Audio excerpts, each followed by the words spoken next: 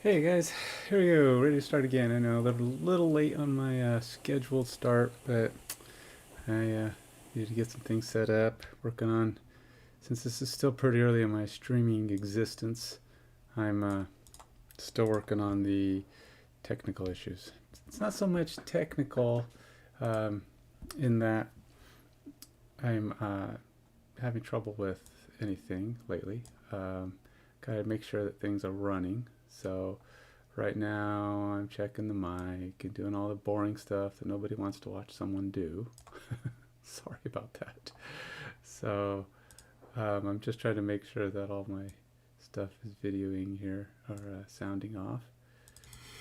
I think at some point. Let's see. All right, there we go. Okay, so we're on to day or part 4 of the game design process that I'm working on. So what we're going to be doing today is we're going to continue to hash out the rules just a bit more. Now, I'd probably say a good chunk of time are the first few days, and probably the I don't know. There's probably an equal amount of time and everything. Yeah, game testing, which could take a really long time, especially if you've got a lot of flaws and things you've got to work out and tweak. Game testing is about trying to optimize the flow, get the game down to the point where it's more just easier, less fiddly. Fiddly is one of those terms that you hear a lot, especially if you're listening to podcasters or reviewers.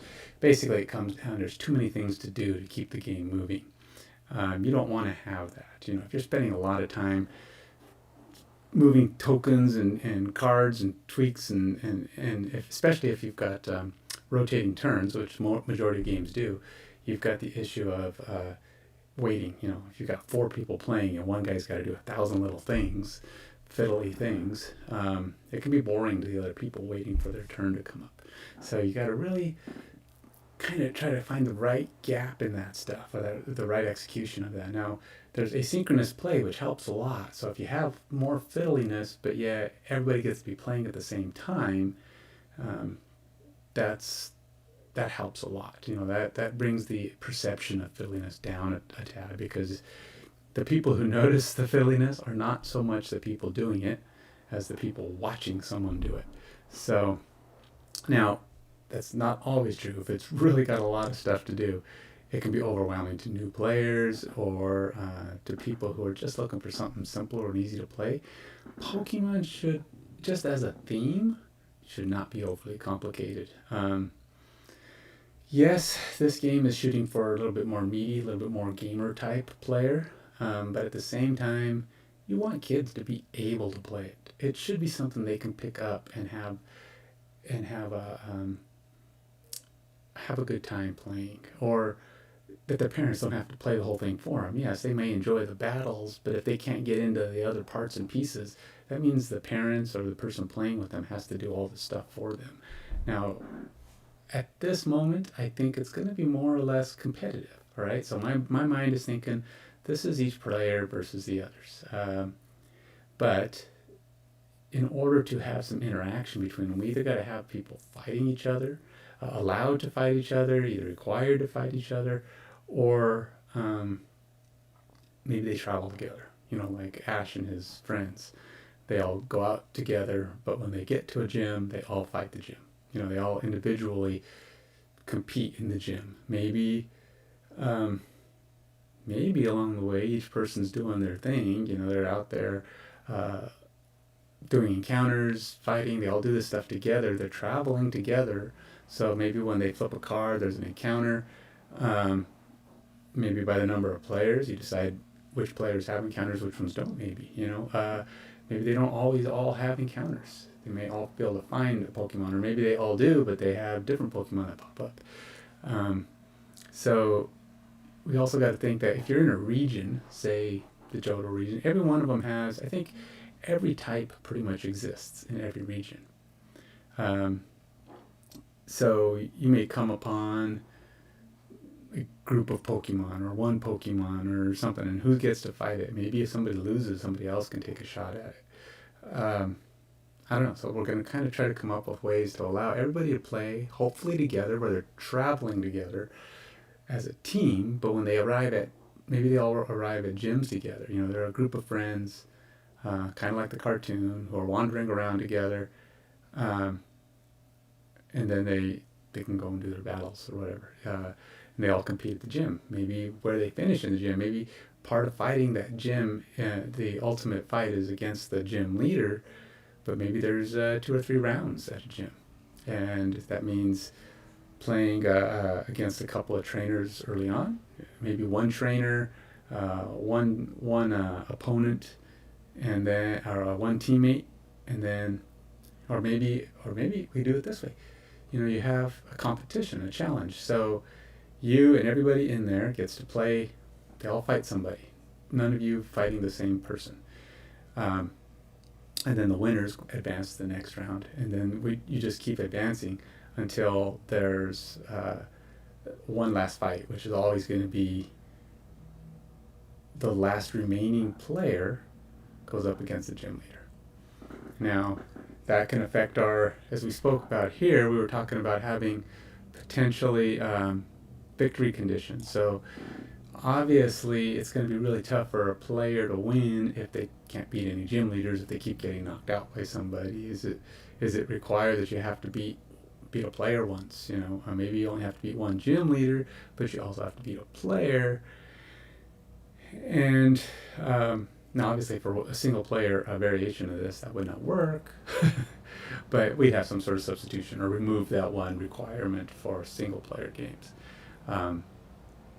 But if you have to always go through someone, and you say if somebody who's doing really good and they built a pretty good thing, can you beat them? Is it allowed? Is there a way to win the game without going through your opponents? You know, going through the other people.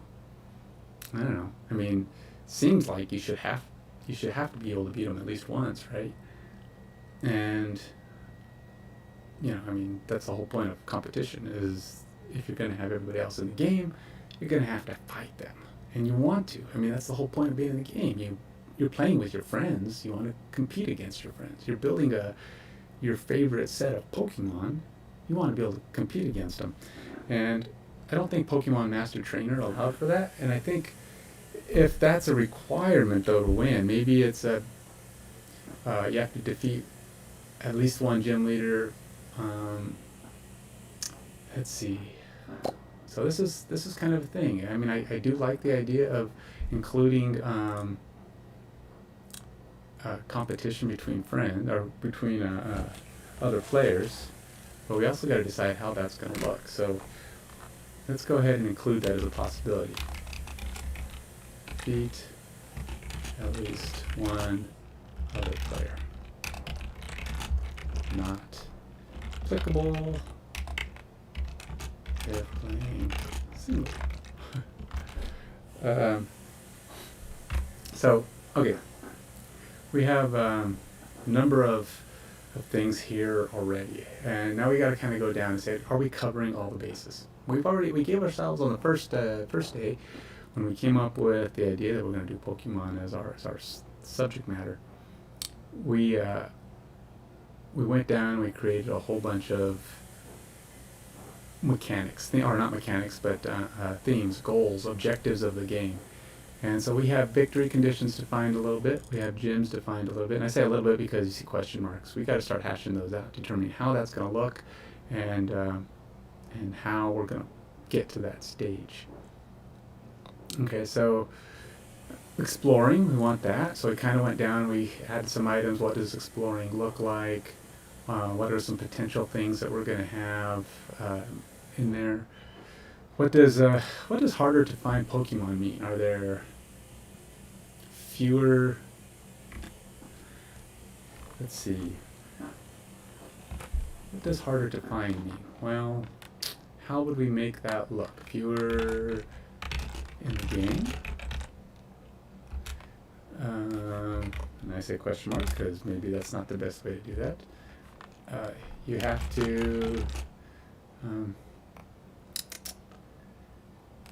just say more difficult catch.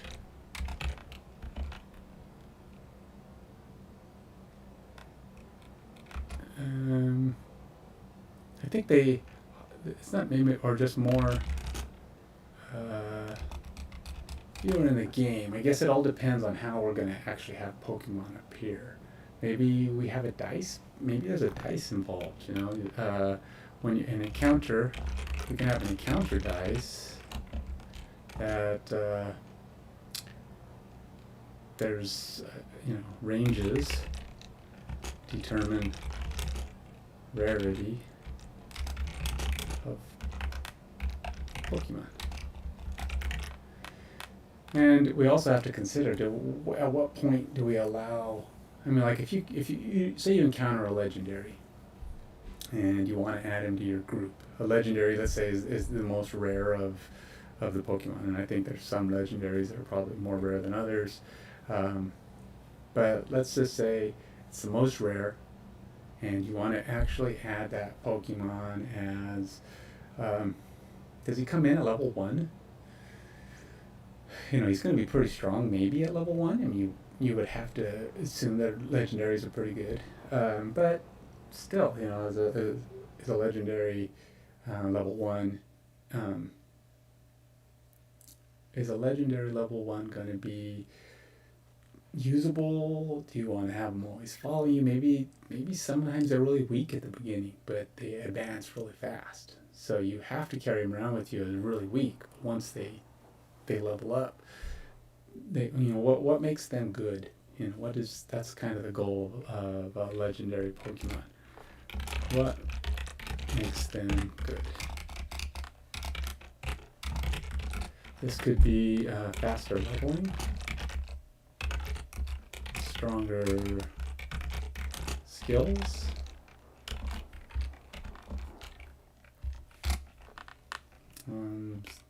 maybe some are one or the other.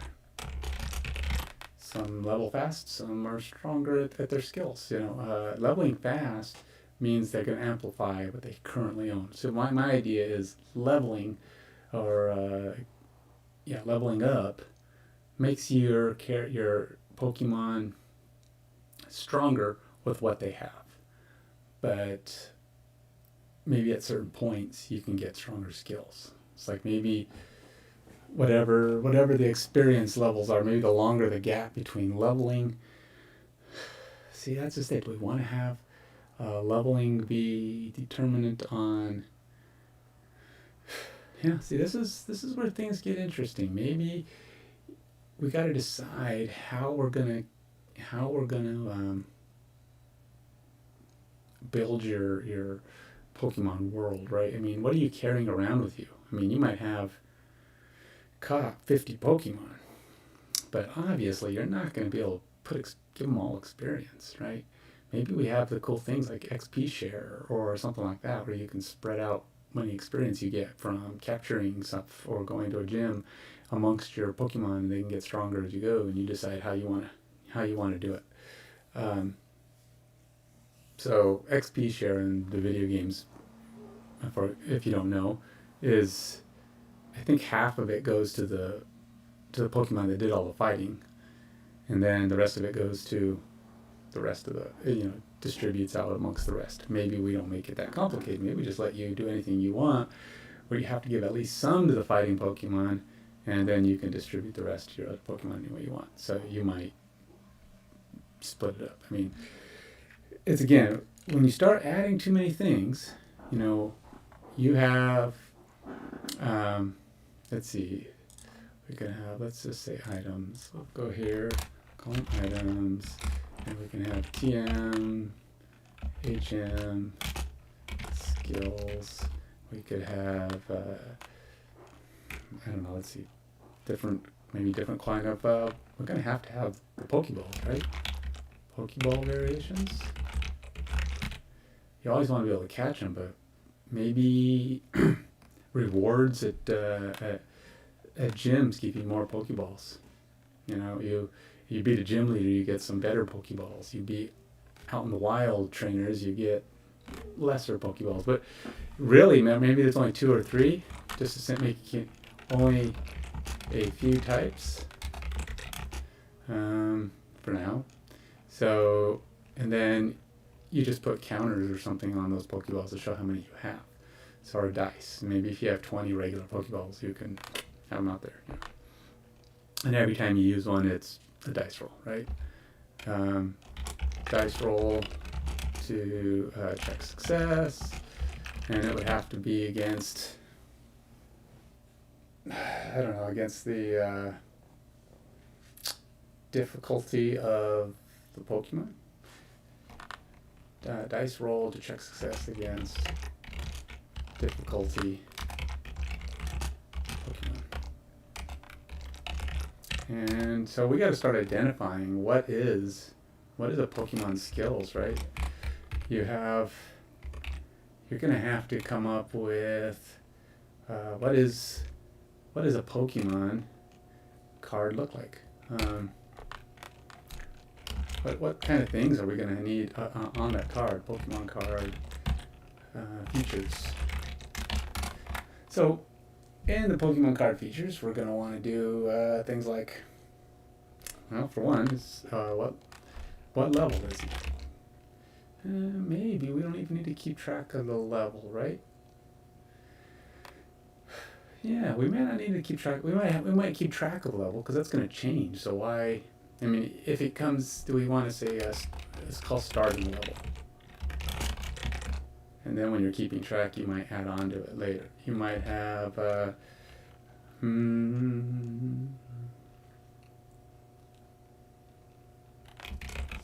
starting skills or default skills. So, what this would mean is we want to be able to give your Pokemon more stuff, right? Something different. Maybe we have a stack of cards that's for each type, and a Pokemon earns a new attack or a new skill of a certain type when they level up, or when they hit certain level up markers. We might have to say that, what is a level? I mean, there's a lot of things to consider, but remember, the more we put in here, this is what the title comes in. There's a point where you have to just stop. You have to, I don't know what's the phrase I'm looking for. You have to just get down to business and say, okay, this is enough. But the problem is you're going to keep coming up with ideas, which is fine. Maybe those ideas will overtake things, but it's at a point where you're going to have to get to it and say, okay, we've got all these features in here, and this does all this stuff. But at some point you're going to have to say, like doing a Pokemon, says, all right, we can't do starting skills and default skills and new skills and all these things because we're getting into fiddly. And then in order for those things to work, you got to come up with ways to make them work. And that puts more components on the table, or more things that a person has to do or keep track of. And again, some people may love that. This game got everything. It does everything that you could possibly want Pokemon to do. But I can't have my kid play this because he'll just get lost. I can't play with him. Unless he's 15, maybe he's. And you got to remember, one of the things about Pokemon, it's got an interesting audience. Okay. There are those who won't play it simply because it's Pokemon. It's a kid's game. Everybody sees Pokemon. Well, not everybody. People who don't know Pokemon see it and go, yeah, I don't want to play that. That's for children. But there's plenty of people out there who are, and so it's almost an age range thing. Teenagers who don't know Pokemon are often going to either say no to it because it's Pokemon and they know what Pokemon is in their head, and then there's the kids out there, the children who are under the age of 12, 13 years old, I don't know, they're just, hey, it's Pokemon, yay, let's play that, I love Pokemon, let's do that, and they'll be all for it. But then you're going to have this age range gap where they may not play, but that's okay. Maybe that age range doesn't want to play board games at home anyway. Teenagers don't like to play games with their siblings, and they don't like to play games with their parents. And, I'm not saying all of them. Obviously, there's the exception. And if you're, one of those lucky ones, your teenagers like to play games with you. Yay. Mine do if I pick the right games. I don't have but 2 teenagers at the house anymore, and one of them is my daughter, who's not into board games much at all. Anyways, so you guys got to think about your target audience. Pokemon has a strange set. I mean, as people get older, they're not so picky about the a theme, but Pokemon could be fun, right? I mean, if they like the game and it's fun, and especially with the advent of Pokemon Go, you're going to have a lot more people who are interested in playing it simply because they know what Pokemon is now, and they're going to be more inclined to get involved with the game, if for no other reason than they are familiar with it. So, okay. Oops. Don't really need that big. So we're going to go on to the next step here. Let's continue to break down a little bit. So we got starting skills, default skills, starting health. Skills have attack damage, right? They have something that's going to determine how hard it hits. Not all of them. Some of them are just abilities. Do they have abilities? And not all of them are going to have abilities, just like Pokemon cards in general. I mean, we also got to think about what cards do, right? They're going to have, if we want to potentially include the current TCG cards. And again, we want to keep that in the back of our mind. Is it something we can work into the game? If we can, that'll give us a lot more control over what we're doing. And it might even bring in a wider audience, more people who already play these games. So let's see, abilities. What else? Now, obviously, there's going to be things, graphic design stuff, pictures, flavor text. Do we care? Nah, I don't know if we need it.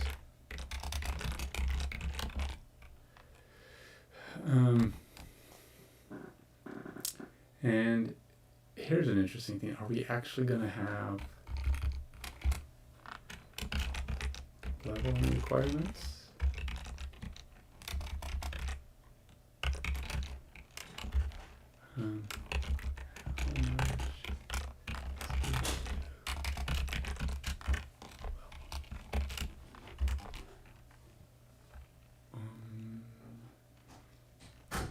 So I think we might want to consider that leveling requirements is interesting. I mean, again, we don't want to overcomplicate things to keep track of. How to level. Is it levels gained is it levels gained that's going to determine our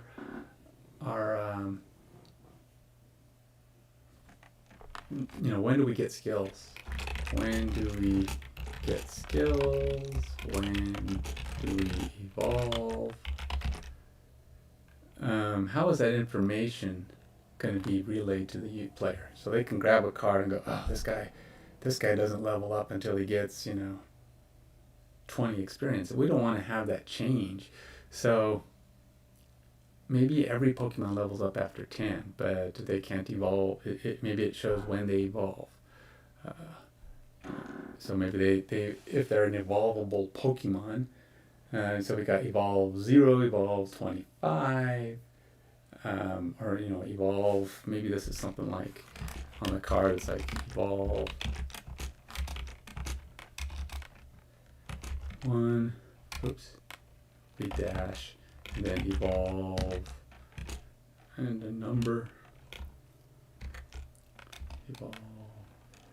Let's see, and a number be stage. Let's see. Evolve dash. Evolve. So 1.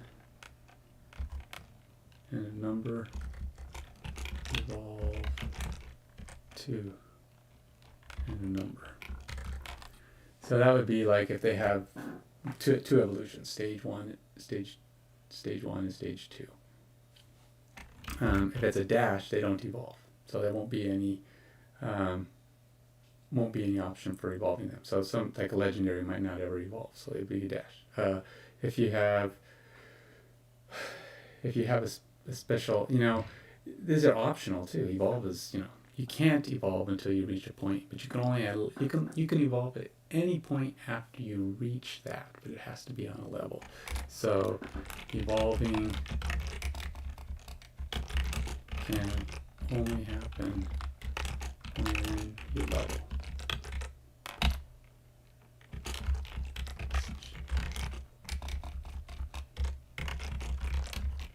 And anytime, any level after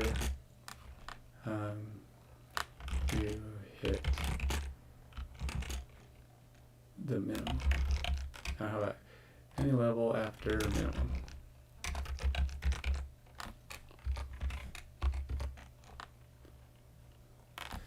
Alright, let's leave that. Okay, so we're getting there. We're kind of getting to we're starting to hash out what the card features are going to be. Obviously, Pokemon is all about cards. I mean, yeah, I talked about game mechanics. I haven't actually decided how those cards are going to be played yet. I'm kind of getting them in my head, and I'm going to keep throwing them out there as we get further and further. But like I said, this whole thing is starting to shape out as kind of a very rudimentary set of rules. In theory, once this is hashed out, wow, I don't know how to spell, do I? Once this is hashed out, we'll be able to almost be able to set down some cards on a table and try to muddle through it. Now, granted, we're going to be missing a ton of stuff. The very first time you playtest, the only one you should be playtesting with is yourself. Because don't torture your friends when you say, hey, I've just thrown together some rules for this game, let's play. And they're going to drive them nuts when you're making up rules and changing rules and doing stuff as you play. Don't do that. You want to get, in theory, the first time you playtest, it should be somewhat functional if you hand someone else your basic rules, and they can kind of set it up and go. Now, granted, you may have some breaks and questions, and they want to, and you'll have to answer them. But you need to have a game that when you throw it at someone else, they could potentially play at least roughly without you. That's playtesting. They don't need you to guide the entire game. So, I mean, it's helpful. Obviously, it's always nice to have someone there. And you would be there, obviously, for the first play test. You want to be there so that all those things that you're missing, and you will be missing something the first time through, you're there to answer the question. Or maybe come up with an answer. Maybe it's something you haven't thought of. And that's why playtesting's what playtesting's all about. Eventually, it'll get to the point where people can play 75% through, 100% of the way through. That's where you also got to decide, the more refined you are, when you finally take on your playtesters or bring in your playtesters, the more likely they're going to want to play it a few times, or at least be willing to, depending on how flexible they are for trying new games. Some people are just like, I don't want to do a new game. Nope. Let me know when it's been released. But if you have some friends that are willing to tough it out with you, the fewer times they have to go through the iterations, the better. Because this day in the cult of the new, everybody says, hey, this is fun, it's new. People only have 2 or 3 of the cult of that, let's do it, feelings in them. And then you have to find new playtesters. There are people who love playtesting. It's almost like a new game every time you come back with a new set of rules. And those are great. If you can find those people, you are blessed.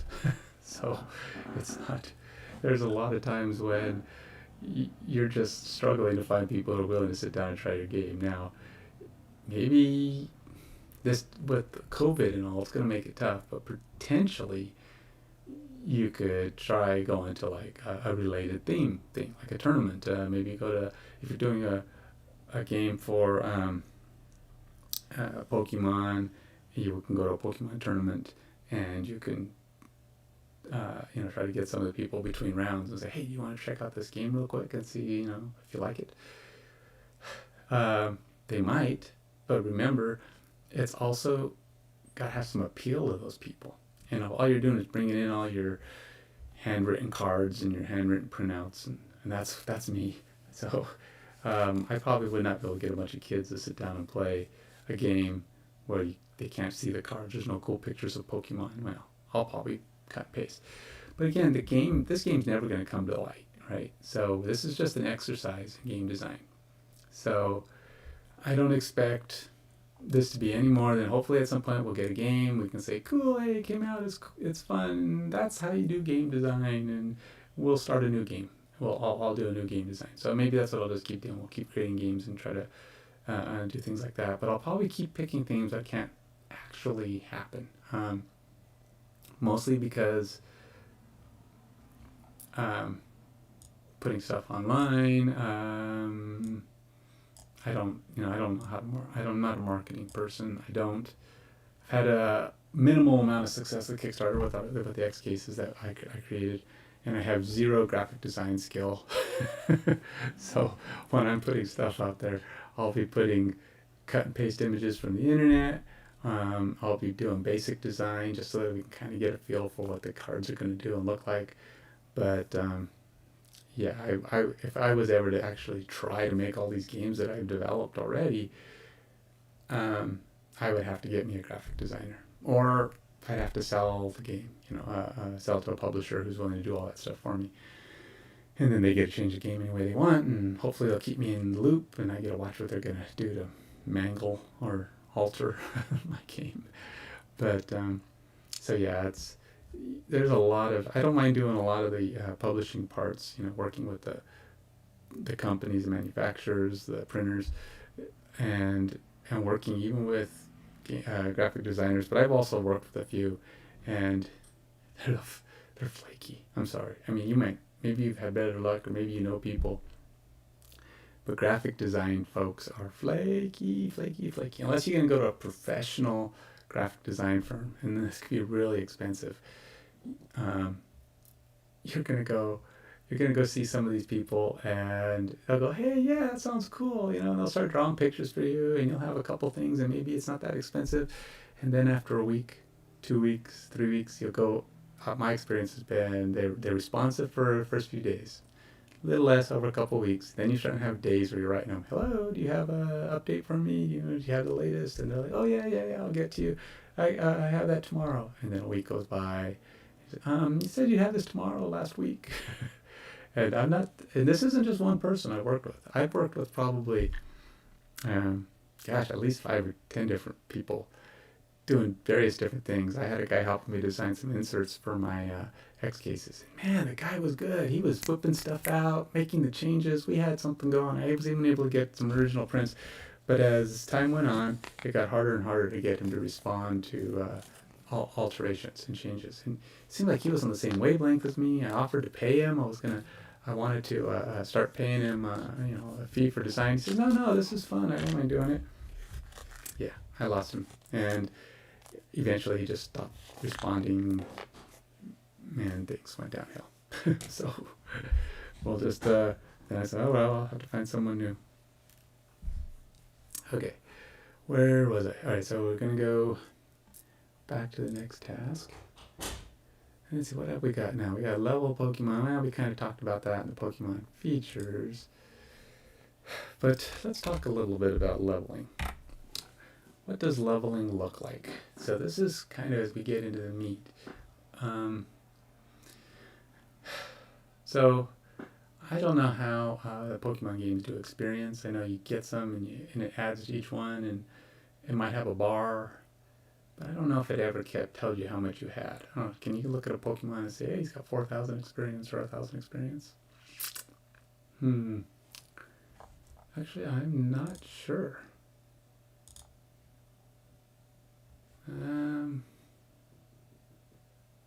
Nope, I can't think of anything. I'm just thinking we have to come up with our own experience setup. So maybe it's a certain number of fights. Maybe a Pokemon just needs to fight a number of times, right? But then how do you do the XP share? So we can try leveling a Pokemon would be number of fights 1. Maybe an XP share can, maybe you get maybe XP. Let's just do that. Maybe you get 2 points, huh? Number of fights won. How about something like? Let's try this. We'll just pick something. It's time. 2 points per fight won, and then maybe it's a XP share item. Could be 1 point for fighting Pokemon. For let's say for victorious. Or how about 1 point? Let's do it this way. 1 point for victorious.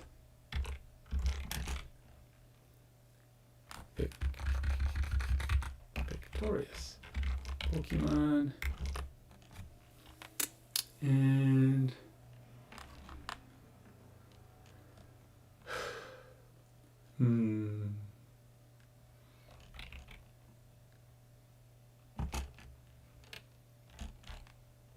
Alright, 1 point for victorious Pokemon. 1 point.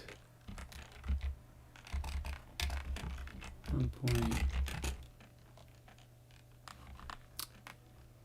per each participating Pokemon.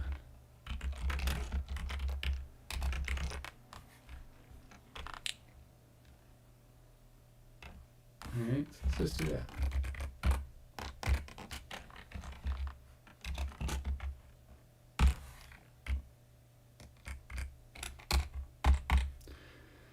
So, and then when you have XP share, you can give the victory point to any of the Pokemon. How about that? Would that work? So that would allow you to kind of work the system, huh? Yeah, because then a person just they get more points if they keep switching Pokemon. But so that said, maybe we have to track health, because switching does not allow you to attack, which means that Pokemon gets to keep hurting you, which means you have to figure out a way to heal more often, and that's more difficult. So switching has a disadvantage. It does allow you to get more Pokemon involved. Maybe for each participating Pokemon that uses at least one skill in combat. So this keeps you from just switching out your Pokemon. XP share item could be XP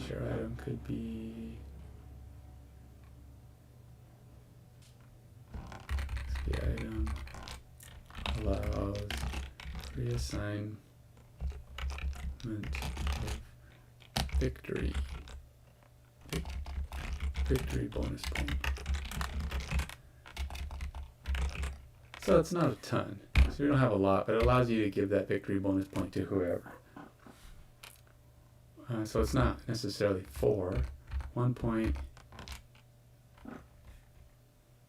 1 point for victory.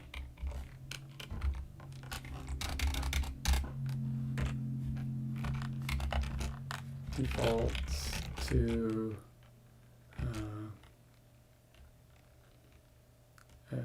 active Pokemon. Alright, so we'll do that. So we'll say defaults to active Pokemon. XP share item allows reassignment.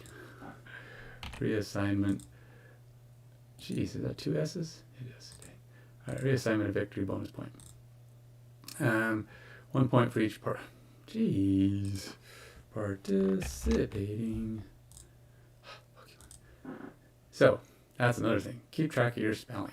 When you actually get this out there now, Pokemon is spelled, not like, it's not a word that this system understands, so that's fine. But you want your spelling to be right.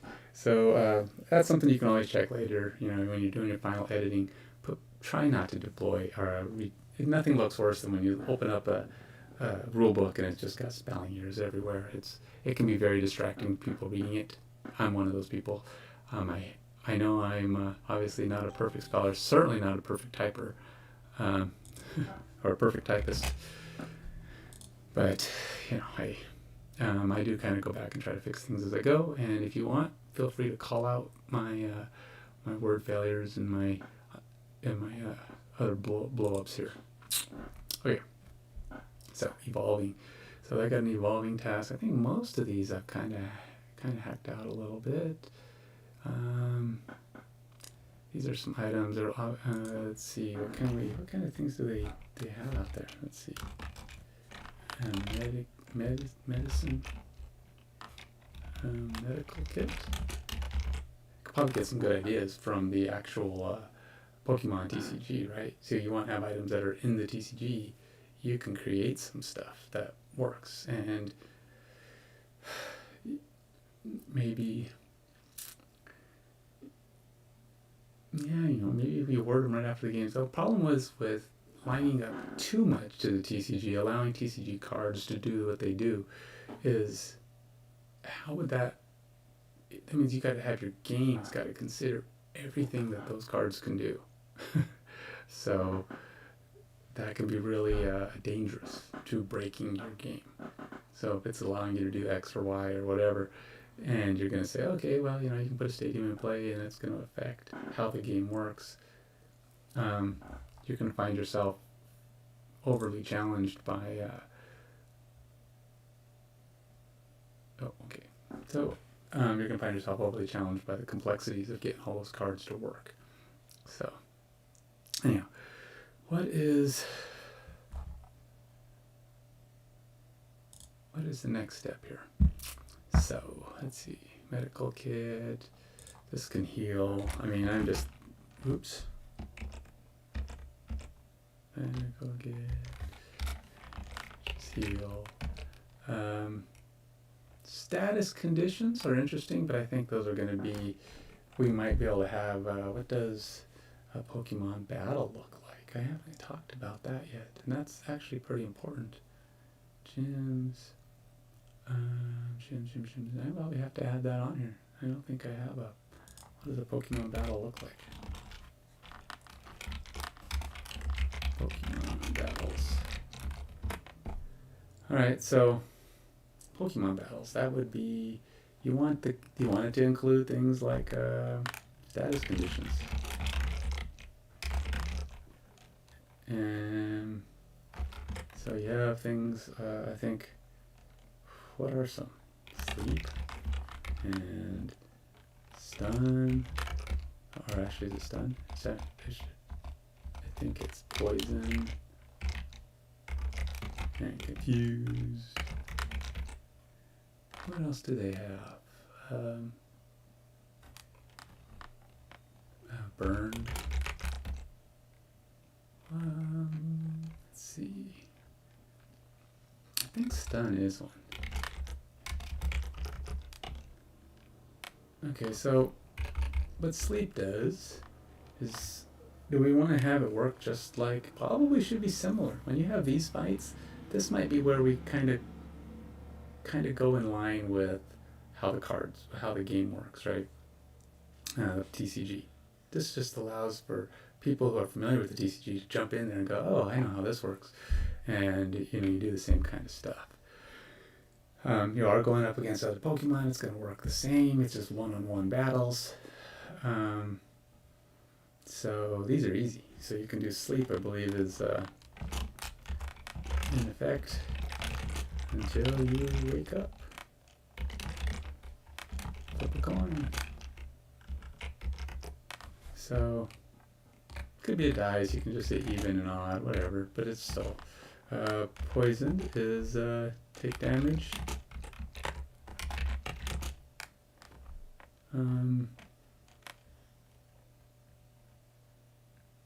Let's see, take damage, and it's pretty much ongoing. until you run or die. or until you run or knock out. But running is simply switching out Pokemon, right? You mean, can you quit a battle? I don't know if that's ever really a thing. Confused is chance to hit yourself. Chance to hit yourself. Flip coin. Or run to get rid. Can't run.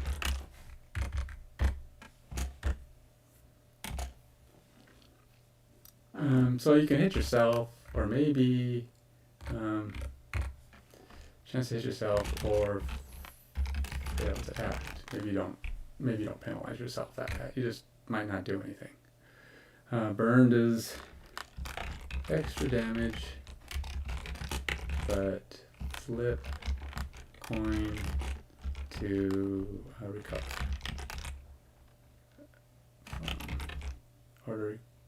Or to stop effect. And stun is just, what is stun? Maybe, is there a stun? I can't remember. Let's see.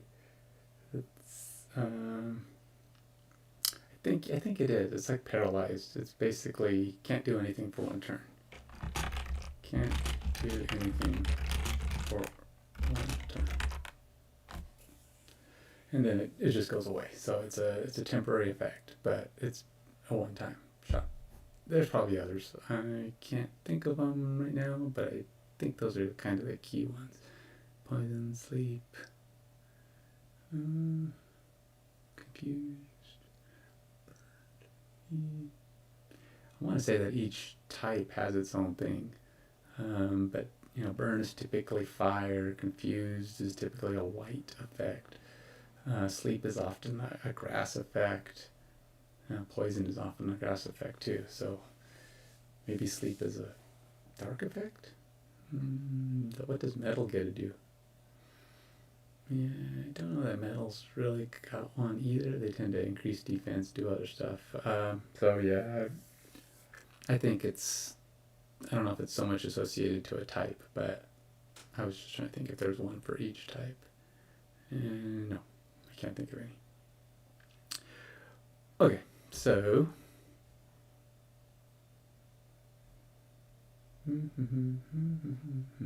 Alright.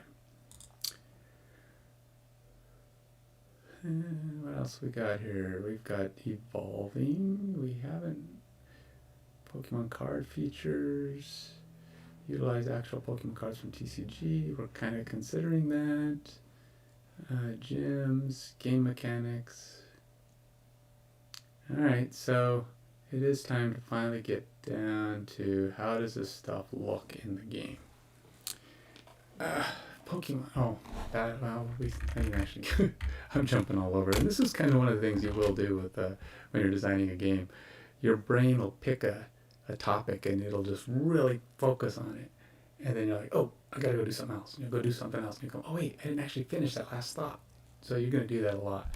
That's why you write it down, so you remember to come back and catch everything. But as you can see, we're up to at least 12 sections of stuff. Some of them kind of overlap. See, I've got evolving here and then evolution items. So this actually should probably just go under my items. Oops. Let's just do that.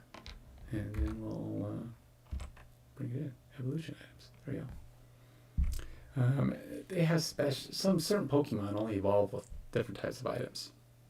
And maybe we don't have too much of this, because remember, we're putting a lot of stuff in here, and the more of the stuff that you have, the more complicated the game gets. But by having it all here, you can maybe just start adding them into the items deck.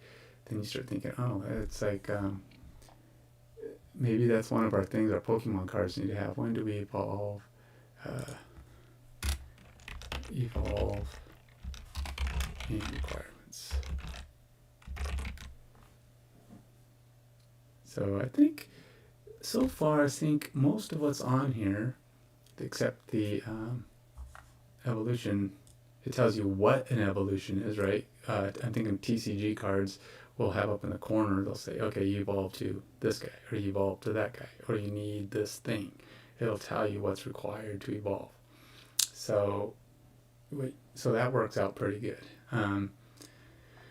What it doesn't tell you is when you evolve, because in Pokemon, it's all about the card, right? You can evolve anytime you have the card in your hand. Well, not the turn it comes into play, but that's different from our situation.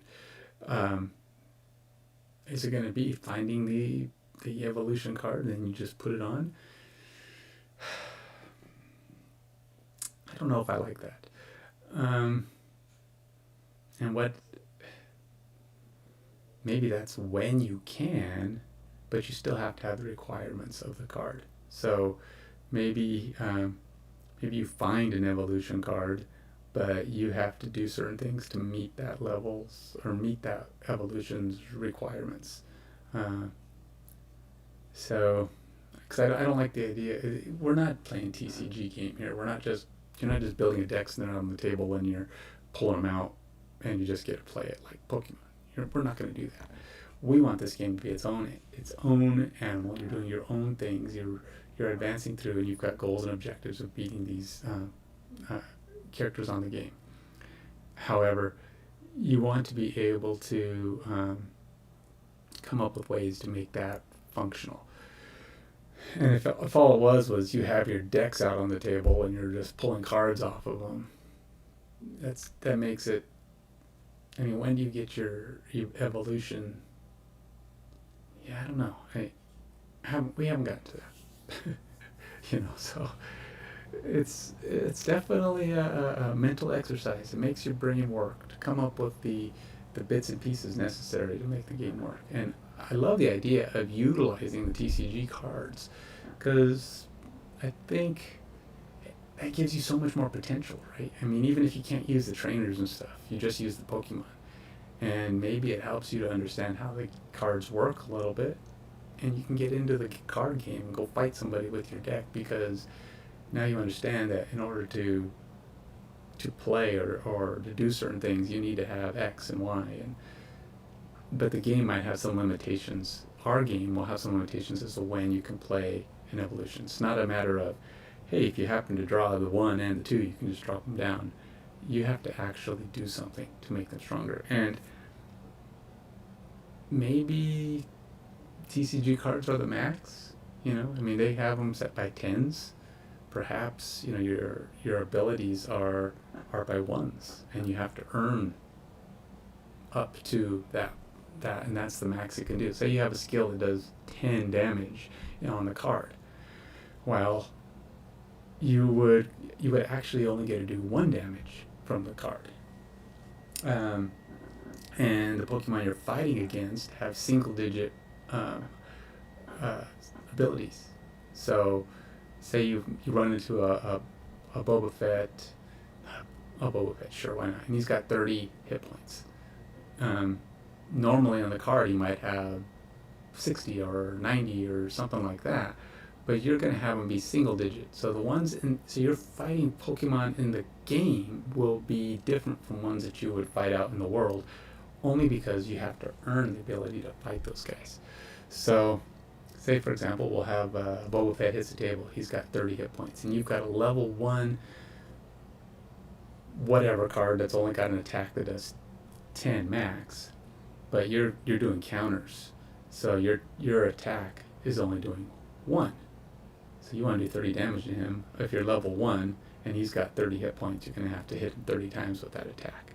Eventually you can do 2, 3, 4, 5. Or maybe your max is 50 damage.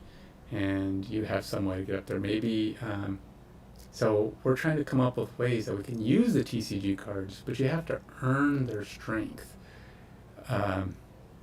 So I think that actually works pretty good. It allows you to start off, like say if you play with your TCG cards and you flip a card over and it says 10, he's not that level yet.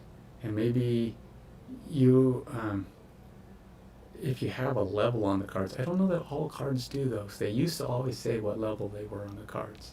And I need to note to self, if we're going to start thinking of including the TCG cards in this game as a possible option. Now, obviously, we're going to build this game. The cards in it are going to be defined for the game. So you can buy the board game, take it home, play with everything you have, but as an option, if you have your own Pokemon cards, you can play with them in the game. And we have to decide how that's going to look. That's what we want to do. That's the big picture, the ultimate option. Maybe that's an expansion that we have to adjust for, but we want to keep what the TCG cards have on them in mind, so that we can potentially make that happen. I think it'd be a really cool feature. That's one of the things I'm thinking of right now, and that might be one of those my thing that I'm gonna have to let go.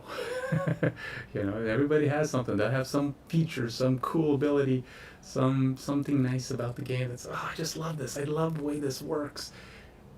And then you start finding out that it's just too much. It just makes the game too hard to grok, understand, follow, to make that work. And it just tries too hard. And you got to say, okay, it's just not going to happen. I got to make my cards be unique, and they can't be what the TCG is. So that's just me prepping myself for the potential that I'm going to have to say no to the cool idea of integrating existing Pokemon cards. But note to self, brings the Pokemon cards to the next update. We'll try to do another one on Monday so we can make sure we have that covered. But back to the tasks. Okay, so we have the different items, evolution items. We got evolving, which is kind of covered down here. But it does kind of come down to how are we going to do experience. So what do Pokemon battles are just taking turns, right? Take turns.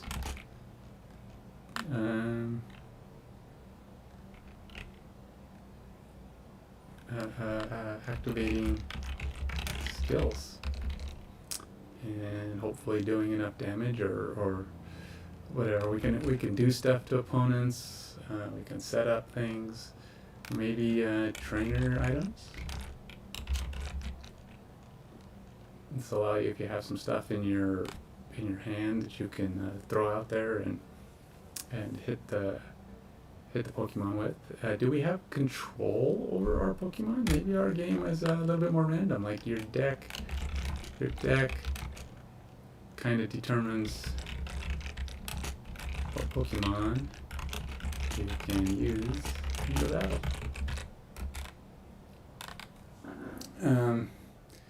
So that's the thing too. If we can have the deck be our Pokemon guide, I guess it can kind of work. Yeah, sure. We can have, much like, I think that's the way the Pokemon card game works anyways. You've got 6 Pokemon, right? And that's what the video games are. You have 6 that you're carrying around with you. So that seems to be a good number to kind of, again, we want this to be familiar to those people who know a little bit about Pokemon and how things work. So it's reasonable to say you could have 6. And whenever you have Pokemon available, you can bring any Pokemon that you have not knocked out into your hand. We're not going to have things like running out of cards. Okay, so if you play through all of your hand, you just pick it back up and shuffle them and continue playing. Maybe here's something I like. One of the things you can do is you game. We'll call. Let's have. Let's actually start putting some rules down, huh? Some things that we want to have. Rules for the game. And I'm just going to write down some things that we're going to have in here, and we'll start sorting them and ordering in time. So we'll have a Pokemon Center. Could be a card or or an action. And what this will do is shuffle your discards back into your deck. So when a Pokemon gets knocked out, it's like you're healing yourself, right? So Pokemon Center just kind of fixes everybody, sends everything back to your deck. Or maybe Pokemon Center shuffles, maybe just your Pokemon back into your deck. So that might be a thing. You know, Pokemon Center doesn't care about your items. Maybe items, let's see, oops. So perhaps you can only use items, since we don't know that we're going to want to work with, we might work with the Pokemon of people's cards. I don't think necessarily this whole working with someone's deck is going to be all that great. We might be able to allow people to work with the Pokemon just because they can add their own stuff. But yeah, the more I think about this, we might not be able to get the full. You can't bring your TCG game deck into it, because I think there's going to be things we can't cover and make this game work. So we're going to have to come up with our own things. Because, for example, shuffling cards back in your deck, first of all, would break what the deck does anyway. Or maybe, I guess you could build your deck to be specific for the board game. Maybe if you have a bunch of cards at home, you say, I want to build a deck for the board game. It would not work in a tournament, but you would have set it up for the game, which is fine. It allows you to play with your cards at home. You can play with your friends, build your own decks, play the board game with your cards, but not. Those decks wouldn't work out in the Pokemon tournament world, which is good. I think that allows for kids to get into a board game, or your friends get into the board game, and you just have to know what you're allowed to do and what you can't do. Maybe this will support some use of those cards. Some kids don't want to get into all the trainers and all that stuff. They just want to play with all their cool Pokemon, so they can bring them in and possibly play them in this game. But again, we're not there yet. We haven't refined how does the TCG interact, but we're keeping it in our head. So we've got Pokemon Center, card or action thing that come up where you can shuffle your cards back into your deck.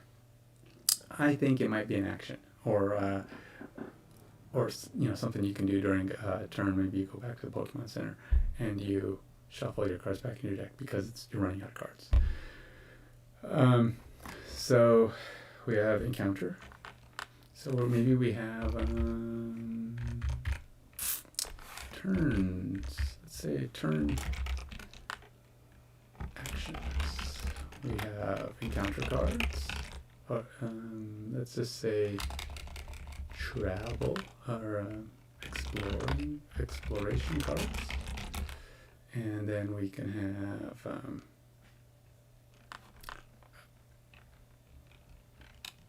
Pokemon Center, and we could have my daughter's coming down to get her stuff off the printer. Here she comes. Don't let her know that we're streaming. She's printing stuff.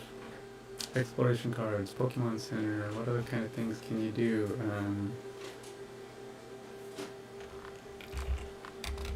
Gym battle, challenge opponents, challenge other players. That might be something kind of cool.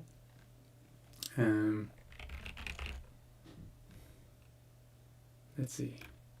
Take on, let's see, gym battles could be, take on region gym, or practice at region gym.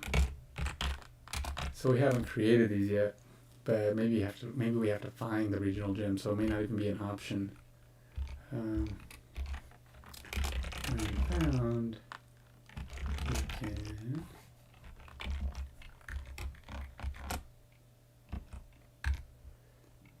maybe this is all three of these. So at first you're just doing exploration cards, and you're getting stuff. Maybe and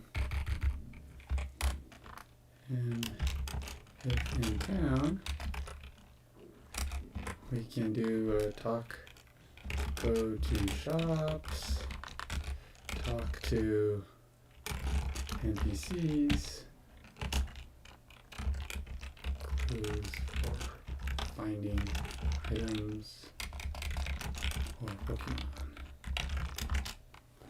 Now this is where you have to get kind of creative too, right? You have to come up with, maybe these are actually like, let's see, we can say clues, finding, no, let's just,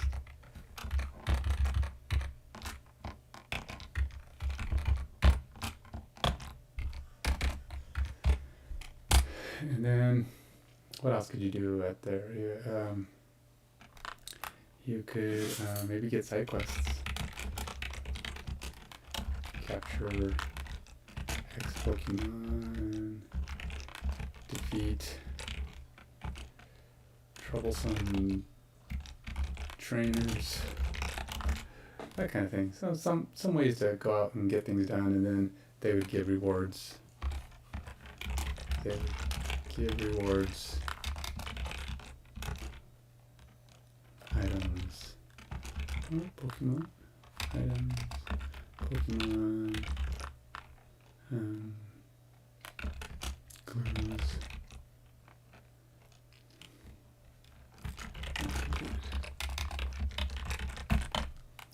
So that's potentially items are stuff you can get as well. Are they random? I would think the NPCs might have to be random. So you have some cards. You meet the store shop owner, and you flip over an NPC card, and the NPC card might be quest, and then you have, so basically now I'm starting to think, okay, how does this work? Ooh. So now we're gonna have, what does this look like? So we'll have let's say that this is NPC cards. Flip to discuss or to talk. And then in there they could be it could be anything. It can be a quest, could be a clue, or it could be, maybe we don't have too many things. What can they do? You talk, you have quest and clues. That's a card. So I'm duplicating myself.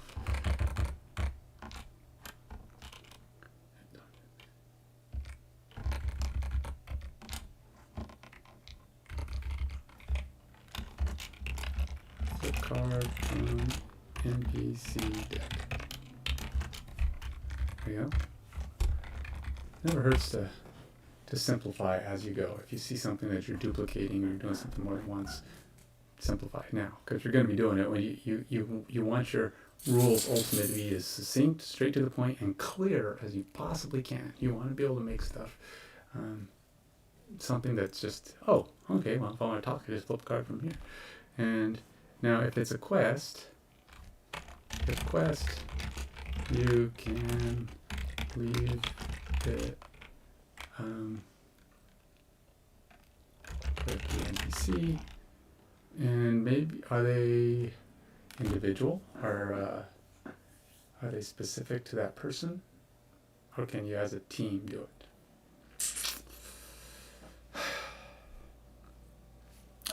How about this?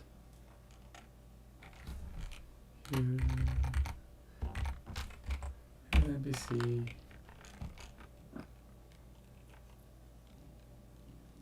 You cannot give more than one quest.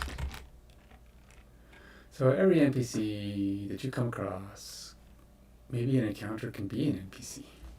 So maybe when you go into a store, so if you're in town, yeah. So let's say shops, go to shops. Shops have an NPC built. But you can also, when you do an exploration cards, you can encounter random NPC. And they stay on the board with any quest item they play.